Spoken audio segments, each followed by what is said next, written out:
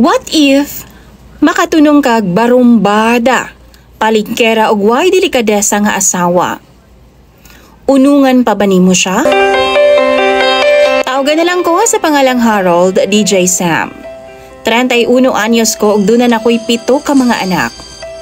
14 ka tuig na kong minyo ngadto sa akong asawa nga tawagan na lang nato siya sa pangalang Isay.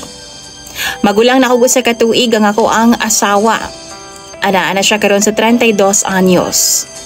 DJ Sam, kung unsa kadugay ang panag-ipon namong duha ni Isay, mausab na ang kadugayon sa akong pag-adtos ngadto kaniya. 17 anyos ko samtang siya 18 ni adtong una ming nag-ipon na DJ Sam. Buntis siya ni adto sa among kinamagwangan o bag-ong graduate pa sab ming duha sa high school. DJ Sam, pipila ka bulan nag-ipon ming duha, nagpakita na siya sa iyang talento dinhi kanako. Night shift man god ang akong trabaho, DJ Sam. Ug human sa akong trabaho, dili una ko mulahos sa among balay aron nga mawad-an-wad-an pod ang akong stress. Muapit una ko sa barahaanan sa among silingan. Lingaw-lingaw ra god, pero bandang alas 9 sa buntag, DJ Sam, muadto na akong asawa didto sa barahaanan ug iyaha kong apason. Magyaw-yaw na siyag taman. Maong naulawan kaayo ko sa akong mga kadula, DJ Sam. Tungod sa iyang batasan na dili na ko ganahan pa nga muuli sa among panimalay, DJ Sam. Naputos na lang kog sungog sa akong mga kadula sa braha, DJ Sam. Hangtod, maabda na lang ko didto sa sugalan sa among silingan og hapon. Libre man pod noon kaon, DJ Sam. Dunay kausa, samtang kabaraha mi, kalit lang ni taguktok ang lamesa. Ug nitugpa na day ang tsinelas nga gibato sa akong asawa. Nisunod po dayon og hagtok ang akong ulo, DJ Sam. Bato, as in gibato day kog bato sa akong asawa. Sa akong kalagot, nalaparuhan jud nako siya. Nilayas siya, DJ Sam, og nipauli sa ilang bay. Tulo na among mga anak ni adto nga time ug buntis siya sa among ikaupat. DJ Sam, wa nako siya sundua pero nipauli siya pipila ka days pod gikan sa iyang paghawa sa among panimalay. Sa lain pang higayon, samtang ga billiards ko, gihatod niya ang ako mga sinina didto sa bilyaran. Gikatawan taon ko sa mga tao sa akong palibot. Grabe na kong kauaw, DJ Sam. Kung sumahon ba yaon ta, day off ba na ako ato nga time. Gusto lang gid unta ko nga mag-relax, DJ Sam. Isa pa, samo kayo sa mo ang bay kay daghan lagi mig anak. Ug samukan ko sa ilang syagit-syagit, dili ko makapahuway og tarong. Mas stress ra ko, DJ Sam. Mao nang ginalingaw-lingaw na lang nako ang akong kaugalingon sa gawa sa amoa. Isa pa, bago pa man pod may nagminyo ni Isay, mauna ni ang akong naandan, DJ Sam.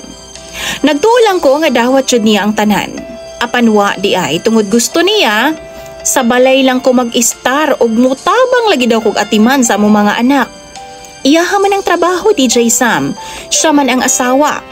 Mao ganing wa na pud siya nangita og trabaho kay tungod siya ang mag-amuma sa among mga anak.